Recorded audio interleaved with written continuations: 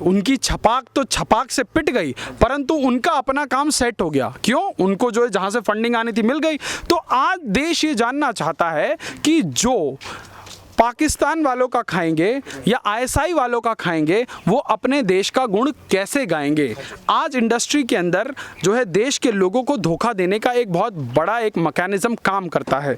बीवी वामपंथियों को खुश करेंगी अपने ट्विटर हैंडल से, और पतिदेव जो है राष्ट्रवादी फिल्में बनाकर जो है राष्ट्रवादी लोगों को जो है छलने का काम करेंगे और कह देंगे नटशेल में कि जी हम तो सबसे बड़े राष्ट्रवादी हैं। और ये जो बॉलीवुड का चमकता हुआ पर्दा था, उसके पीछे की जो काली हकीकत है, आज एक एक व्यक्ति जो अपनी खुली आंखों से देख रहा है, और जिसको हम कल तक महानायक की तरह पूज रहे थे, वो महानायक नहीं महानलायक है। क्यों? उनके अंदर संवेदनाएं हैं ही नहीं। आज वो लोग अपने एजेंडे को जो सूट करता है वहीं पर बोलेंगे। आप जाके ट्विटर पर देखिए, हर मुद्दे पर ट्वीट खेलने वाले महानायक आज सुशांत की मौत पर नहीं बोले। सर, जो बॉलीवुड कलाकार बॉलीवुड को इतने टाइम से प्रोटेक्ट करते हुए आ रहे थे और जिन्होंने रिपब्लिक भारत के खिलाफ केस फाइल करा था हाई कोर्ट में, क्या अब वो दीपिका पादुकोण के पकड़े जाने पर भी कुछ अपनी टिप्पणी देंगे या फिर चुप ही रहेंगे? देखिए, बिल्कुल नहीं बोलेंगे, क्योंकि ये जो सभी कलाकार हैं ये हिपोक्रेसी के सबसे बड़े जो है आइडल हैं। क्यों? क्योंकि जिन 34 लोगों की बात हो रही है उसी के अंदर कुछ लोग मौजूद हैं जो मुंबई ब्लास्ट के वक्त भी उसी जो एक व्यक्ति जो एक बहुत बड़े प्रभावशाली नेता का बेटा और बॉलीवुड के अंदर बाबा के नाम से फेमस था, उसको बचाने के लिए उन निर्दोष लोगों की लाशों के ऊपर जो है उनकी छाती पर पैर टेककर उस वक्त भी जो है प्ले कार्ड लेकर घूमते थे और उसको बचाने के लिए जो है एक पूरा का पूरा मैकेनिज्म चलाते थे। क्यों? क्योंकि देखिए, बॉलीवुड के अंदर एक गाना आया था, धंधा है पर गंदा है ये, और इस इंडस्ट्री के लोगों को धंधे के अलावा कुछ नजर नहीं आता। आप सोचिए, एक आईएसआई का बंदा जो आईएसआई के लिए काम करता है, पाकिस्तानी मूल का एक व्यापारी जो पाकिस्तान के प्रधानमंत्री का राइट हैंड है, वो व्यक्ति कपूर खानदान की शादी में आपको सबके साथ में नजर आता है। उसके सामने महानायक से लेकर तमाम अक्षय कुमार से लेकर सब लोग उसके जो है गलबैयां करते हुए दिखते हैं। तो आज समझने की ज़रूरत है कि ये जो बॉलीवुड का और ये जो कनेक्शन है, दुबई कनेक्शन, कराची कनेक्शन और ये जो आईएसआई के एजेंटों के साथ कनेक्शन, क्या इन लोगों को नहीं पता होता? इन लोगों को सब पता होता है। इन लोगों की फंडिंग यहां से होती है। अब आप सोचिए, जिसका नमक खा रहे हैं उसके नमक का हक तो अदा करना पड़ेगा। सूत्रों की माने तो ये जो दीपिका पादुकोण सीए एनआरसी का जो प्रोटेस्ट यहाँ अटेंड करने आई थी, ये बताया जा रहा है कि उसी पाकिस्तानी मूल के जो लंदन स्थित व्यापारी है, उसने कोई 5 करोड़ की जो है फंडिंग करी है इस वजह से कि आप वहां जाकर सीए एनआरसी के लिए खड़ी होंगी। पर धंधा है, क्योंकि उनकी छपाक तो छपाक से पिट गई, परंतु उनका अपना काम सेट हो गया। क्यों? उनको जो है जहां से फंडिंग आनी थी मिल गई। तो आज देश ये जानना चाहता है कि जो पाकिस्तान वालों का खाएंगे या आईएसआई वालों का खाएंगे, वो अपने देश का गुण कैसे गाएंगे। आज इंडस्ट्री के अंदर जो है देश के लोगों को धोखा देने का एक बहुत बड़ा एक मैकेनिज्म काम करता है। बीवी वामपंथियों को खुश करेंगी अपने ट्विटर हैंडल से, और पतिदेव जो है राष्ट्रवादी फिल्में बनाकर जो है राष्ट्रवादी लोगों को जो है छलने का काम करेंगे और कह देंगे नटशेल में कि जी हम तो सबसे बड़े राष्ट्रवादी हैं। अभी उन्हीं राष्ट्रवादी कुमार की एक वीडियो ट्विटर पर बड़ी तेज़ी से वायरल हो रही है, और वो साहब क्या कहते हैं कि जी मैं वैष्णो देवी जाया करता था, कई लाख रुपए खर्च होते थे, तो मैंने सोचा कि वैष्णो देवी जाने से अच्छा मैं किसी गरीबों को दान में दे दूँ। अब आप देखिए, आपको अपने जीवन में जो भी चैरिटी करनी है, आपको जो कुछ भी करना आप करिए, पर आप अपनी सोच देश की जनता के ऊपर क्यों थोप रहे हैं? क्यों आप किसी और धर्म संप्रदाय के बारे में नहीं बोलते? क्यों आप इस अपने ही धर्म संप्रदाय और अपने ही लोगों की जो एक मानसिकता है उसको प्रभावित करने का प्रयास करते हैं?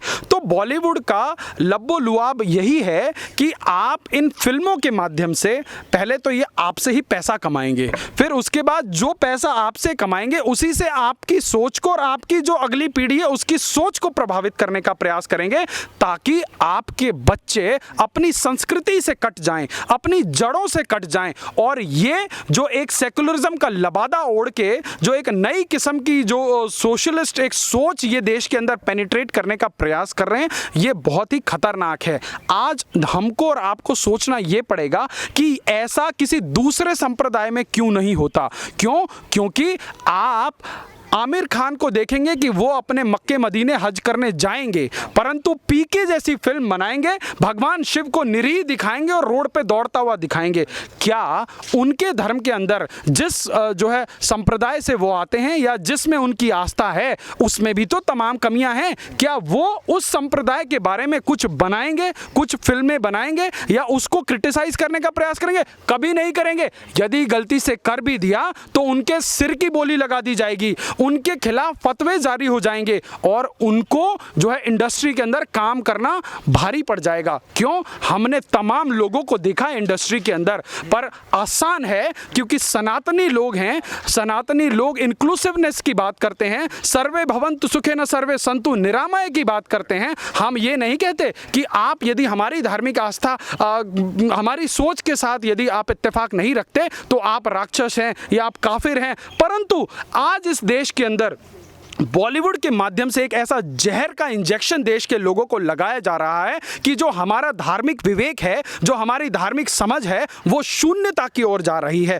तो ये जो आज समाज के अंदर बॉलीवुड के माध्यम से प्रयोग हो रहा है, ये निश्चित रूप से खतरनाक है और इसके ऊपर खड़ा होना इतना ज़रूरी है। नहीं तो कल को हमारे बच्चे, हमारी आने वाली पीढ़ियां अपने संस्कार से, अपने धर्मों से विमुख हो जाएंगी और ये एजेंडा चलाने वाले लोग करोड़ों रुपया जोड़ लेंगे और अपनी सोच हमारे बीच में जो है इसी प्रकार से डालते रहेंगे और समाज की सांस्कृतिक ताने बाने को जो है तहस नहस कर देंगे। वहीं सर अगर हम बात करें जया बच्चन जी की, जिन्होंने थाली में छेद जैसी बात करी थी और उन्होंने डायरेक्टली कंगना रनौत जी को टारगेट करा था, लेकिन क्या अब उनको ये पता चल चुका है कि असली बॉलीवुड में जो थाली का जो छेद है वो दीपिका पादुकोण ही है? देखिए, जिसके घर खुद के शीशे के होते हैं उनको कपड़े बदलते वक्त जो है लाइट बंद कर लेनी चाहिए, पर्दे डाल लेने चाहिए।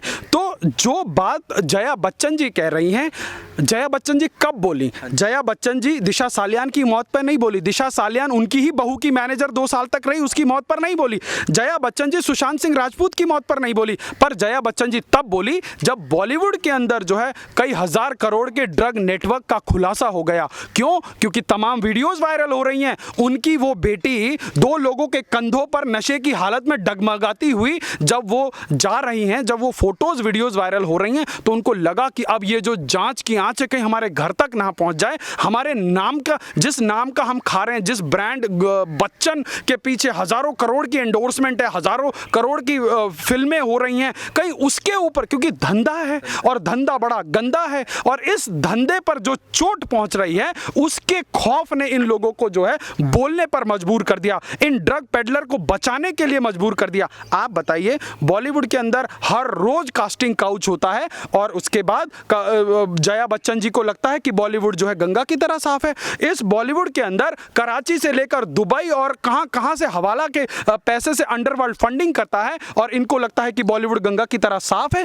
वहां पर हर दूसरे दिन तमाम शोषण की जो है, तमाम डायरेक्टर प्रोड्यूसर्स द्वारा स्ट्रगलिंग एक्टर एक्ट्रेसेस के लिए शोषण हो रहा है और उसके बाद जया बच्चन जी को लगता है कि जो है बॉलीवुड पाक साफ है। तमाम मी टू के आरोप लगे, जया बच्चन जी के मुंह में दही जमी थी, वो भी उसी इंडस्ट्री से आती हैं और उन्होंने तो एक बार भी अपनी चोंच नहीं खोली। अभी एक पायल घोष नाम की अभिनेत्री ने अनुराग कश्यप के ऊपर आरोप लगाया और पुलिस ने उसकी FIR दर्ज करना तो दूर, रात के 1 बजे तक एक महिला को थाने पर बिठा के रखा और उसके अगले दिन उसके पूरे के पूरे बिल्डिंग को कंटोनमेंट जोन घोषित कर दिया, कोई अंदर नहीं जा सकता, ना कोई बाहर आ सकता।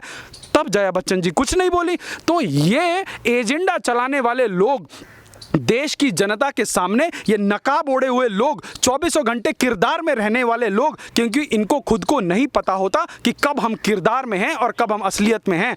अरबपतियों के घर चंद सिक्कों के लिए जो मुजरा करने वाले लोग, ये हमें किस प्रकार की संस्कृति से जोड़ेंगे, ये देश की जनता के सामने किस प्रकार से जो है संस्कारों की बात करेंगे, ये सबसे बड़ा चैलेंज था और आज ये देश के सामने इसके ऊपर से पर्दा हट गया है और ये जो बॉलीवुड का चमकता हुआ पर्दा था, उसके पीछे की जो काली हकीकत है आज एक एक व्यक्ति जो अपनी खुली आंखों से देख रहा है, और जिसको हम कल तक महानायक की तरह पूज रहे थे वो महानायक नहीं महानलायक है। क्यों? उनके अंदर संवेदनाएं हैं ही नहीं।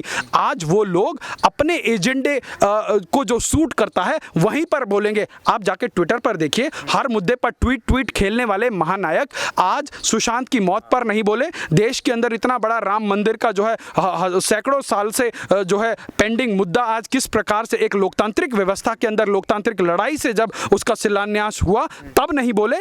तो इन लोगों को सिर्फ और सिर्फ अपने जो इनके स्पॉन्सर्स हैं और अपने इनके जो आका हैं, जिनके पैसों के दम पर ये लोग यहाँ करोड़ों रुपए की फिल्में बनाते हैं और उससे सैकड़ों करोड़ रुपया जो है इकट्ठा करके ये दुबई से लेकर कहां इन लोगों ने संपत्ति जोड़ रखी है। पनामा पेपर्स में रहस्य उद्घाटन हुआ था। तो इन लोगों का एजेंडा सिर्फ ये है कि देश की जनता को बहकाओ और पैसा कमाओ, और अब देश की जनता जाग चुकी है। आपने इसका जो है मजमून अभी देख लिया होगा कि जो देश में टीआरपी के सबसे बड़े बड़े कार्यक्रम होते थे आज वो टॉप 20 की लिस्ट से गायब हैं। देश की जनता ने इन ढोंगियों के जो है कार्यक्रमों को देखना बंद कर दिया है। देश के अंदर अभूतपूर्व जागरण हुआ है और ये जागरण इसी प्रकार से आगे होता रहेगा। बहुत बहुत शुक्रिया सर।